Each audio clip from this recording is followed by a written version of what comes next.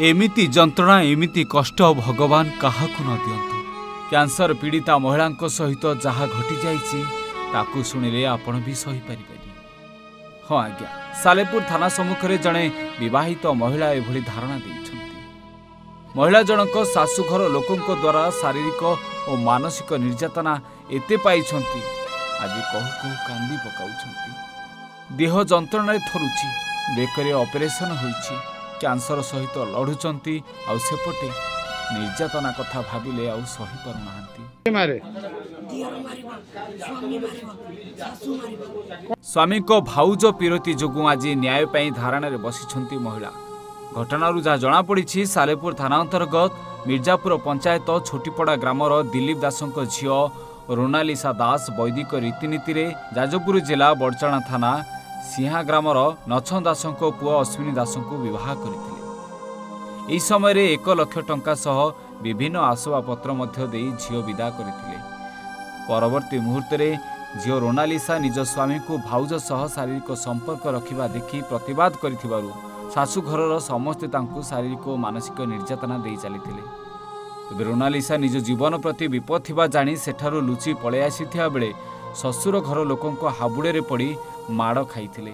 गर्भवती थिबा बेले स्वामी मिछरे विटामिन औषध कही अन्य औषध दे गर्भपात कराइथिले।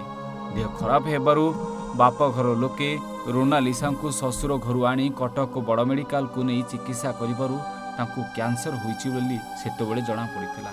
आबे कटक हरिहर कैंसर मेडिकल ले निज जीवन सह संग्राम करुथा बेले आज न्याय पाई निज परिवार सह सालेपुर थाना रे एभली धारणा रे बसुछंती।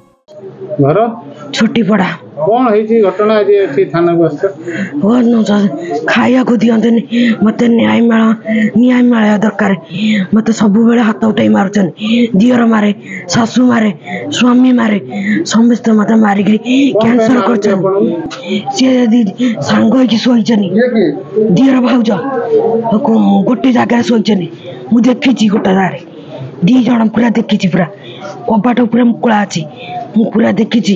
से सांग होइके खाइबे। कौन भाबे झियर कौन है? मु झियर सान बो हेबी।